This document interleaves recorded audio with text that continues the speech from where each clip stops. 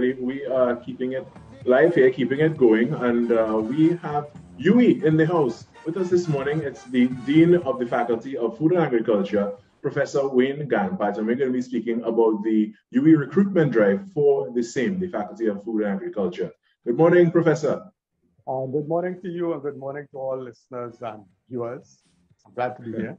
And we're glad to have you with us. So tell us about what programs are there in the Faculty of Food and Agriculture?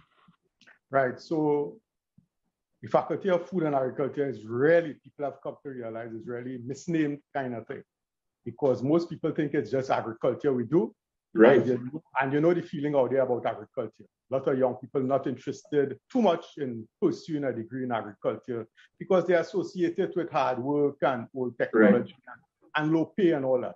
But the Faculty of Food and Agriculture, although the agriculture programs are our core programs or flagship program, we are very diverse faculty. We do programs in environment and natural resource management. You can get a degree in that. In geography, you can get a degree in geography. In nutrition and dietetics, consumer sciences, entrepreneurship, and a whole lot of other majors you can get from the Faculty of Food and Agriculture. So we cover a wide spectrum. So people not just need to think about just agriculture. We do, of course, a certificate in agriculture, a diploma, and a BSc in agriculture. But we do a whole lot of other programs. And, as usual, UWI does have a great handle on all their programs, but specifically about the Faculty of Food and Agriculture. What are some of the prospects graduates can look forward to having graduated from one of the programs you've just mentioned? Right. So that is one of the major things I want to talk about. In this day and age, you do a base degree. Whatever is a base degree in the Faculty of Food and Agriculture, you can go anywhere and do any kinds of things. Like we have people out in the energy sector. We have people who went on to do veterinary sciences and become veterinarians or some have gone up to become medical doctors. Some have gone up in a whole range of people. Once you have that basic degree, because we train you to think and to analyze and to be a critical thinker, so you can move on. You can just use that base degree and move on. And you don't know where you can reach. I don't know if you're following, I'm sure you're following the news that the World Food Prize winner, who just last week got the World Food Prize, this prestigious international prize, Dr. Shakuntala Harakse.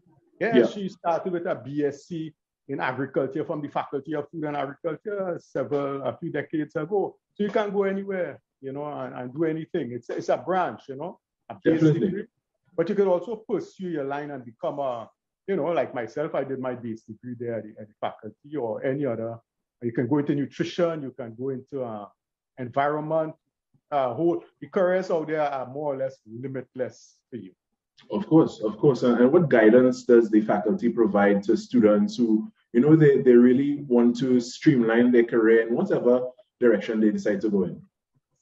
Yeah, well, we have counselors in our faculty. We also have deputy deans who are responsible for career guidance and for guiding students into a proper direction. Depends on your fit. Some people, like a student right now, he is thinking about whether he should move from environment and natural resource management to something else. We guide him and show him all the careers out there, options, or maybe just go and test the other program. One just went and tested for a few weeks another program, and he came right back and said, I just want to continue my program in the Faculty of Food and Agriculture. So we provide that kind of guidance, that kind of support. And on our website, we have a whole listing, a long listing of careers.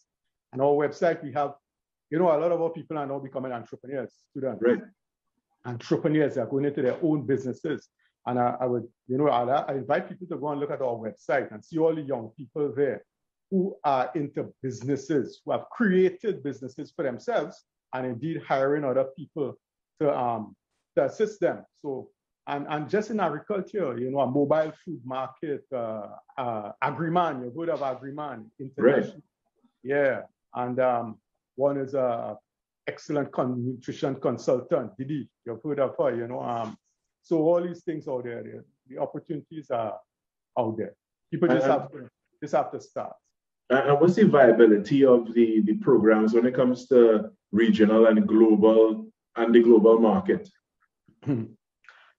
Right. So now this is excellent question, and I want to really talk about that.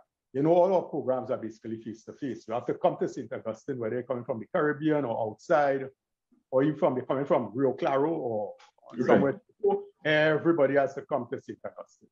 Well, as of March 2020, that has ceased. Everything is remote. Everything is remote. Stay in place and do a degree from the Faculty of Food and Agriculture. They do everything. We even organize labs on a limited basis for you and field trips. And you work on the farm, because we do have a farm. And we organize that on a limited basis. So people can just stay in place and do their programs remotely.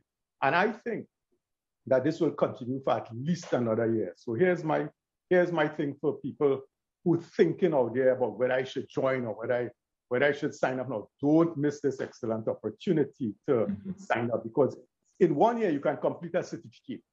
As a matter of fact, the people who signed up in August last year into my faculty to do certificates and diploma, I have never seen them. I didn't know what they look like, but they will graduate. They will graduate with a certificate or halfway through the diploma under my watch. You understand? So it's just if you're locked down, take the opportunity to put a base degree under your belt or knock off 1/3 of your BSc program, until things open up. Right. And you mentioned earlier that, young people aren't too keen on going into a career in agriculture because they categorize it as something that has a lot of hard physical work in it. But would you not say that the program may have a lot of benefit to it, considering the fact that we are now searching for more and more ways to engage in food security in Trinidad and Tobago? Right, so that's the most important thing. But I want people to understand, I'd like people to go and look at our programs. We are reinventing our programs. So we're going to soon, by next year, offering a totally revised agriculture program. But even in the one right now that we offer, we introducing just strictly technology, remote sensing, we're using use of drones in agriculture, AI, in agriculture, we drip irrigation, a whole lot of just the whole technologies that will draw people using the computer and computer-based technologies into agriculture. We want to do that. But and so that should really make life much easier, make farming smarter. So you really don't have to go out there in the hot sun, from your smartphone, teaching people how to do it from their smartphones, right? We're growing all kinds of things in a closed environment, controlled environment systems, and that is what we're teaching to people. You don't have to go in the hot sun, You don't have to see the hot sun. You're in an air-conditioned room attending to your plants or in the shade house with your crops under greenhouses, etc. So it has totally changed, and we are changing to match the technology. So we really want to disabuse people's mind of this thing. They're not coming out into that at all. They're going to come out into technology. We're going to have increased production, increased productivity because of the food security issue.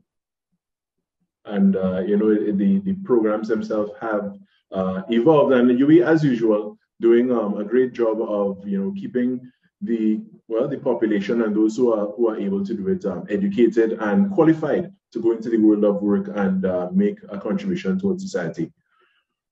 Professor Ganpat, I want to thank you so much for your time this morning. I want to thank you for joining us, and of course, have a great one and stay safe.